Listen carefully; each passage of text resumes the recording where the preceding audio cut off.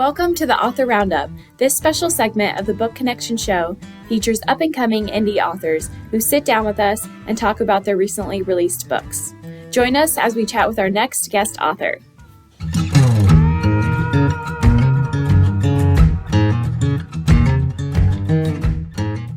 Hello, everyone, and welcome to Author Roundup. As always, I am your host, Emma, and we have an exciting guest today. Self-published author Christopher J. McMahon is here, so let me introduce you to him. Also referred to as Admiral McMahon, U.S. Maritime Service. His long and varied career includes sailing aboard more than 20 merchant ships in the 1970s and 1980s. Admiral McMahon is a master of steam, motor, and sailing vessels. Thank you. Happy to be here. So your book is a memoir called Into a Gale's Full Fury. Can you tell us a little bit about it? So really, the reason I wrote this book is that, first of all, there's very few people that understand what the Merchant Marine is. Everyone thinks it's the military. And yes, it does have a role in supporting the military. But the Merchant Marine is how the world trades. So when you go into a Target or a Walmart, all that stuff has been on a ship, a container ship.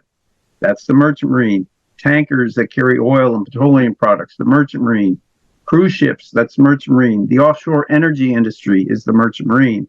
So the problem is few people understand what it is, and even fewer understand what life is like aboard a ship, and certainly not aboard a ship in the 1970s and 80s, which is why I wanted to focus on that time frame, which is when I went to sea. It's a very unusual lifestyle, and so the reason I wrote it is there really isn't anything quite like it out there. There are books about particular incidents that happened at sea on commercial ships, but there's nothing that really tells you about what life is like at sea and written by someone who actually experienced. There are a couple of books, one back in 1980-ish, one in 1990, that talked about one ship, and the person writing it was not a mariner. So the books are okay, but they really don't tell the story. So that's why I wrote it, and that's what the book is about. It's about life at sea in the 1970s and 80s on commercial ships and the unusual happenings that occurred there.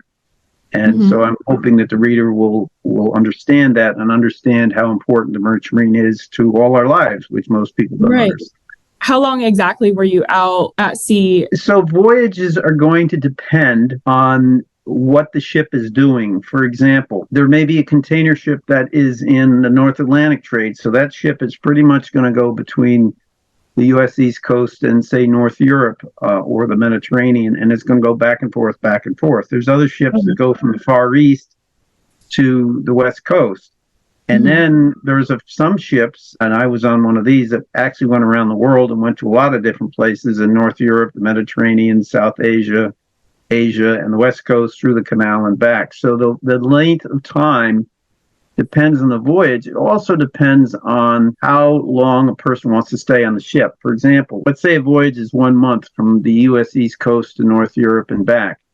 Well, rather than get off in a month, a person may say, well, I'm going to work for 2 months or 3 months. So they might make 2 voyages, 3 voyages, or 5 voyages. So you have the option. You have an option because the crew on a merchant ship is generally unionized. So I belonged to a union when I went to sea. You know, the best analogy, because people do understand this, most Americans understand the airline industry. So we know that airlines are privately owned. The crew on an airplane, they're not in the military. Most of them are pilots and flight attendants belong to unions. The nature of the industry is such that the government regulates it. So the Federal Aviation Administration licenses the pilots, they inspect aircraft, and they investigate accidents along with the National Transportation Safety Board. Merchant Marine is exactly the same thing. It's commercial shipping companies.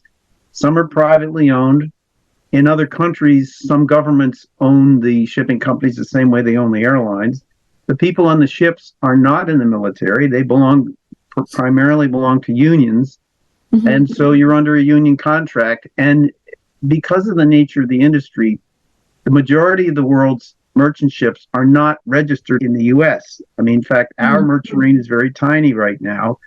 Most ships are registered in places like Panama and Liberia and the Marshall Islands and places like that. Now, why is that so? It's because it's cheaper. They get tax breaks. Their labor rates are much lower, and there's a host of other reasons why they do that. So the reason that there aren't a lot of U.S. flagships now is for those reasons. When I went to sea, there were more, but even still, not as many as there was in other, in places like Liberia and Panama and stuff like that. What was it like in the 1970s and 1980s to be on these voyages? Well, the dates, first of all, ships then were smaller than they are now. The technology was just changing, so some companies were just beginning, the whole era of containerization was just beginning. Before that, when you loaded a ship, the ship had its own gear, its own booms, and it would pick up a pallet at a time of whatever, or a car at a time, or it'd pick up a pallet of wheat or things like that. Right. That all changed.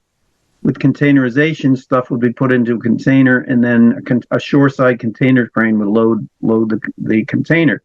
So years ago, in the 1980s, a large container ship might have carried about 800 containers, and they're known as 20-foot equivalent units because containers come in either 20 or 40 feet. And so a typical ship around 1980 that was a container ship would have carried about 800, say, containers. Well, now they're carrying 24,000 containers. They're huge.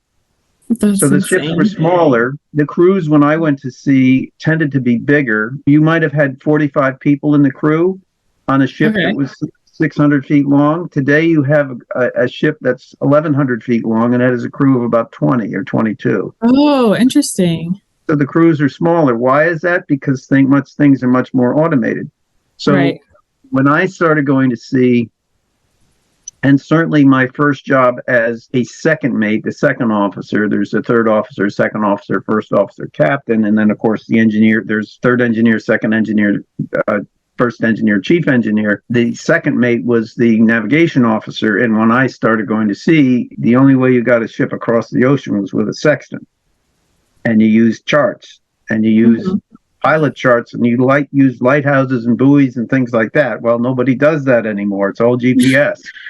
So while merchant mariners still have to know how to use a sextant, they really don't. The ships are pretty much fully automated now. Just the same way you put your phone, you plug your directions in on a phone. Well, you do the same thing on a ship now. That wasn't the way when I started going to sea. And when was the last time you were at sea for this job in particular?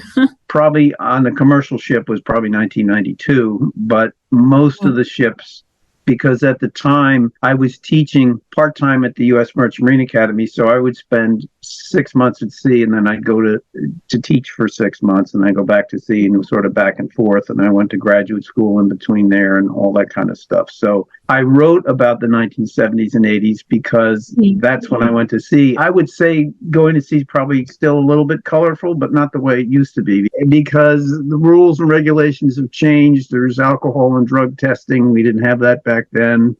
The maritime unions have done an absolutely terrific job in continuing education and training seafarers and mariners, as have all the maritime colleges in the United States, which there are several. Maine has one, and these are state schools, part of the state university systems. These are 4-year colleges, but they are maritime oriented. Maine has one, Massachusetts, New York has one, Texas has one, California has one. And then there's the federal one where I went to school, which is the United States Merchant Marine Academy, which is like Annapolis, West Point, Air Force, Coast Guard, things like that. What was it like being at sea for 6 months at a time? You did? I typically went 5 to 7 months. How did they prepare you for that for 6 months at a time? Years ago, because ships would load with one pallet at a time, they tended to stay in port a long time. You were typically in port sometimes a week, at least several days, at least a few days. Now, container ships are so fully automated, they're in port 4 hours and gone, if that. And years ago, ships would pull into the city. I mean, if you look at, say, New York City, it had a whole waterfront in Manhattan. no ships go into there. There's some cruise ships, but cargo ships all go into Port Elizabeth in New Jersey, far away from anything. So you pretty much nowadays you don't get off the ships. When I went to sea, you did. You had time. Oh, okay. I got jobs for the Union Hall. Eventually, I had a permanent job, but initially, I'd get jobs for the Union Hall. You pack your gear, you get on the ship, and you have a license to serve as a third mate, a second mate, a chief mate, a captain, or an engineer all the way up. There's no getting used to it. You have to start your job as soon as you get on the ship. What's the title of your book, and what does the title mean? So the title of the book is Into a Gale's Full Fury, and the subtitle is Stories and Reflections on My Years Sailing in U.S. Merchant Marine in the 1970s and 1980s. I used Into a Gale's Full Fury because it's sort of a metaphor for how wild and crazy it was to go to sea, not on every ship, but on a lot of ships. And so I used, and actually the worst weather at sea is not a gale. A gale is pretty mild compared to, say, a storm or a hurricane. But people understand when it's the word gale, it sounds like you're going into something with. No, I like it. Yeah. So it's a metaphor for sort of the craziness on the ships that I described. Right.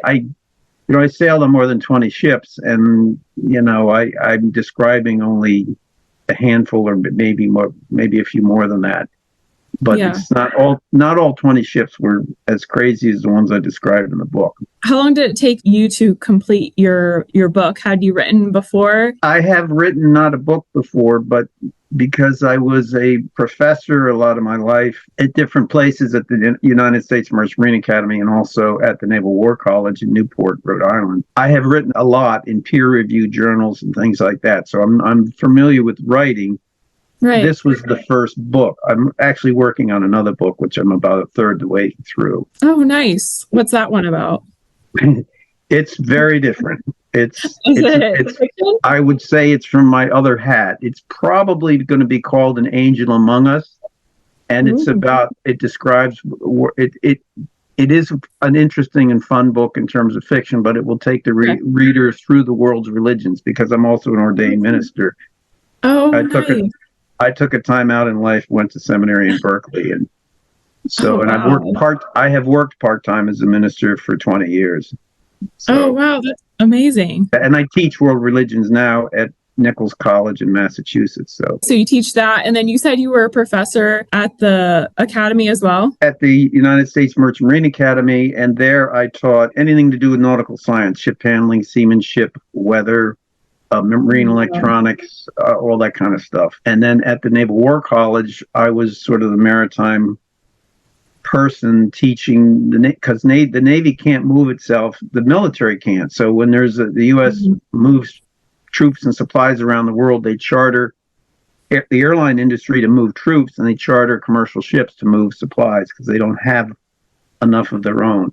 So I was kind of the maritime guru there to deal with that. But then I also taught other things like joint military operations, which is something I really had to learn a lot about because it's not truly in my background. And now I'm teaching leadership and then also world religions at Nichols College in Massachusetts.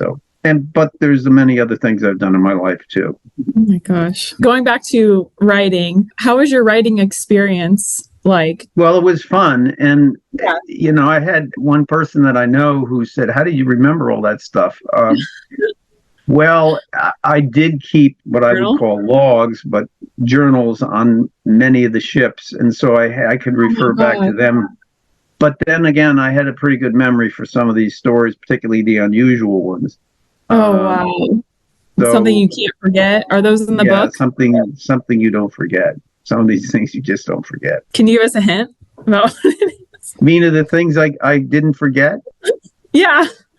Well, as I tell people, and I kind of warn people in the beginning of the book, in the preface, the book is what I would call very salty. I think I called it crude in the book. It is in many places because that's the way people talked. And the way, life at sea was, and probably in some ways still is, a bit rough around the edges. So, yeah. But as I mentioned before, there was no drug and alcohol testing, and there was a lot of people that were alcoholics and It's the nature, was the nature of going to sea, was for centuries. And so there's a lot of very interesting, salty stories. So the book sort of it does describe the ships that I sailed on because I wanted, for history's sake, so people could say, hey, this is what the ship was like. This was a layout. This is what it did. This is what the jobs of different people were. So that's in there. And then I describe places I visited and incidents that happened ashore. For example, there is a story where I was arrested for espionage in Somalia. That's in the book. And held hostage on one ship in in Conakry, Guinea, and attacked by pirates. And that's in several places in the book. Oh my gosh. So there's that stuff is in there, in addition to stories about the ships. And then, of course, there's stories about some of the unusual crew and captains I sailed with, and things that happened in violent storms, and a ship cracking almost in half in the North Atlantic, and all that's in there too. The book is not a boring book. I think anybody who likes no. Anyone that wants to see a different world that they don't know, it's a good book for that. It's there's a lot of adventures in the book. If you like adventure stories, this is a good book for that. If you like anyone liking nautical anything will like this book, I think. And it would be an amazing movie. Yeah, well, it would be a complicated movie. Yeah. Maybe I think the book I'm working on now would make a great movie, but we'll see what happens. Well, that's really awesome that you kept a log, like you said, or a journal. Did you have a difficult part of your writing experience or your writing process? It was easy to write the book. I mean, obviously it was time consuming, and sometimes I think overall probably about a year and a half. Okay. I live on a horse farm in Connecticut, and my wife is the equestrian, and I'm not, but I'm the handyman. So I am retired now from at least partly retired, but so I have a lot to do around the farm, but I also have a place. You're very busy. You're teaching, you're a minister. I mean, I'm surprised that it took you, that long to finish it. A year and a half is pretty good with everything. Well, yeah, and I didn't write it here at the farm because whenever I'm here, I can't really write. We have a place on Cape Cod, and I go down where it's nice on Cape Cod. I do too. And that's where I have peace and quiet, and I can walk along the beach and think about what I'm going to write. And that's what I still do. I'm writing my second book down there. So it was pretty much all written on Cape Cod. So your book was released in August of this year. Have you received any comments, feedbacks, reviews about your book? Just from the several copies I passed out to colleagues, some of the people I sent it to have gone to see themselves, so they relate to it, and they said, I captured the real world of going to sea and back in those days. And I have to emphasize that it's very different now. It's not. That's why I make it very clear at the beginning of the book that life at sea now is in many ways is very, very different than it was then. That's one of the reasons I wrote the book, because nobody really, there's nothing out there to describe those, what it was like back then. But the other comments are from people that haven't been to sea. The way the book is described on the back, it's shocking to some people. It was shocking to me, yeah. They can't believe it. Some of the stories are pretty amazing to people, and they are. I mean, it's a different world. Would your book be used in the academy? It would be a good resource for I think so. Right? I mean, in our politically correct world, I don't think some people would want to use it because it's a little rough around the edges. But yeah, I mean, it does. Again, from a history standpoint, it does. Right. I think it does a reasonable job describing the way it used to be. So yeah, I mean, why not? I just sent a copy off to the library at United States Merchant Marine Academy. So hopefully. Oh wow, that's awesome. Hopefully they'll take a look. Yeah. Do you have any advice for anyone that would like to write their memoir or write their first book and who's itching to become an author? First of all, a lot of people say, "Oh, I should write a book." I don't think it's that easy to write a memoir type book unless you have a passion for what you want to write about. In order to write, particularly, I think, a first book, you really have to have a passion for the subject area. It's complicated. Writing a first book, you have to get it organized, and you have to often rewrite various sections you forgot something, you wanted to add something, or you don't think it said the right thing. But I think passion and perseverance are really the two things that you need to write a first book. If you don't have that, you're not going to write the book. Again, many people say, well, I should write a book about that, but it's not something that in my case, this is something that I'm passionate about because I've been doing it my whole life. In one fashion or another. The ocean it's in my blood. So you have to have that same kind of passion for whatever you're writing about. I think it's hard to force passion for something if you're not excited about it, then no one else is going to be excited about it. Yeah, exactly. That's a good point. If your book is going to be interesting, there must be a certain amount of passion in there. If it's a memoir, because otherwise it's not going to come off very well. And you don't want writing to become a chore, and I don't think it was probably like that for you, right? It's like, oh, I don't want to do this today, and it's like, oh, it's it cannot be a chore. And so the book I'm writing now, which is fiction, and there's a reason I'm writing my present book as fiction, because yes, I'm a minister, but being an academic also, I know what it's like in the academic world. If you write something that's nonfiction, all this criticism comes out, and I didn't really want to deal with any of that. So yes, in the book is embedded world religions, but if somebody wants to disagree with something, I can just tell them, look, the book is fiction. If you don't want to believe it, you don't have to. Yeah. But again, I have a passion about writing this book again, because I'm a very ultra-liberal minister that believes in all the world's religions have truth in them. And that's why the purpose of writing this book. And that's what I want to convey to people in a fun way. So I don't want people to get bored reading the book. Again, that's true of any book. Fiction is different than a memoir, very different. But again, you have to really want to read it, and you have to go back because the story is probably going to change, and it's a different kind of writing than nonfiction. I was going to say, how is it like writing this fiction book compared to Into a Gale's Full Fury? Well, it's very different. In both cases, I'm telling a story, but in the case of my memoir / nonfiction, I'm relaying what actually happened, and which I believe, and that's why I didn't include all the ships I was on. I just include the ones that are a little more colorful. Yeah. So, because if I included all of them, some of it would be like, well, this is boring. So I included all the colorful ones. In a fiction book, the whole thing has to be interesting. If I were describing, because I teach world religions and I've been studying them my whole life, I know a lot about them. If I was just sitting there writing a book about world religions, it would get pretty laborious to read, because not a lot of people are all that interested in it. So this is kind of a light approach. Purpose of writing it this way is to make it interesting for people. So again, very different kind of writing. How did you get into this line of work? That is also described in the book. I was born in Germany. Oh, wow. In the 1950s, and my father was working over there. And when we came back to the United States, in those days, you could come on an airplane, but most people went on a ship. So we came back on the passenger ship United States. And I fell in love with it. And, I was not quite 4 years old. And then it was, oh, wow.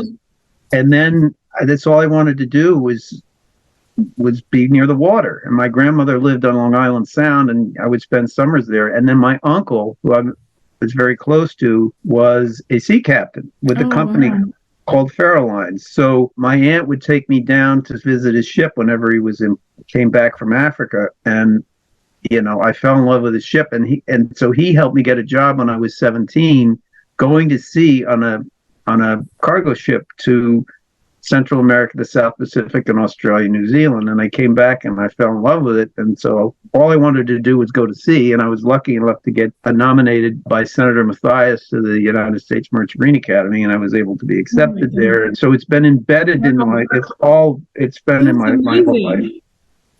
That's so my cool. whole life is around it. So 1992 was my last ship, but I've been on a few ships since then, but not working on them. I've been on went to Antarctica on one and a few others like that. And I lived on my sailboat for 10 years. So when was that? That was 1994 to sold my boat in 2007. But my wife didn't want to live on a sailboat. So I was going to say, you are married. I was like, how did that tie in? I am. Well, I didn't meet my wife till I was in my 40s. She's my one and only wife. So, but I was wandering around the world and searching for truth and meaning, and so I didn't get married till I was in my 40s. But I love living on my sailboat. I kept it at the U.S. Merchant Marine Academy, but it was my home. That's where I live. So I have all of that. And some people say they're so glad they sold their boat. I miss it terribly. But as I always tell people, life is about chapters, and you got to move from one chapter to the next, and you can't really look back. So I've had a great life. It's been very complicated. When I was getting shot at in Iraq, I never thought I'd ever be in Iraq rebuilding their transportation system. You have a very, very colorful and interesting life. I'm so intrigued by your life. It's not been boring. I've been blessed to have a lot of opportunities. I've tried to take advantage of them along the way. For this year, do you have any professional or personal goals? Well, I've certainly taken care of my farm. Yeah. I'm teaching, as I said, at Dickles College, leadership now, and then in the spring, world religions. I'm working on my other book, and I'm also working, hoping to get a new part-time job as a Unitarian Universalist minister. So just maybe 2 Sundays a month. I also have a little bit of consulting work that I do. Is there anything else you'd like to say today to our audience? To those of you that want to write a book, just remember, passion and perseverance are the keys. We live in a world where there's a lot of books out there. I must say that I'm not a very materialistic person, but I have to be very careful when I go into bookstores. It is my one weakness. I want to read everything in the store. And the other thing is, I'm always humbled when I go into a bookstore and into a library. It reminds me how little I know, how much there is to know. And I've been going to school in different ways my whole life. I have a bunch of graduate schools I went to, and, it's everything from business to divinity and psychiatric counseling. Those are all degrees I have. There is so much more to learn. I have a lot of hobbies too. Astronomy is one of my passions. I have a telescope, and I use my telescope as much as I can. I guess my advice to people is be passionate about your life. Some people say that they're bored and they're unhappy. Well, get out and do something. Find your passion, because everyone has a piece of passion in them. Everybody's got a piece of art inside of them, whether that's drawing or music or writing or cooking or gardening. There's a piece of art in every human being, and if you learn to access that, it will bring you happiness. Yeah. Well, I think that's all the time we have today. You can find Into a Gale's Fuel Fury at archwaypublishing.com in the online bookstore. You can find it on Amazon and also Barnes & Nobles. Admiral, it was lovely speaking with you and talking to you about your book and hearing about your incredible story. Thank you, Emma. I appreciate it. And thank you to everyone for watching, and I will see you next time. Bye.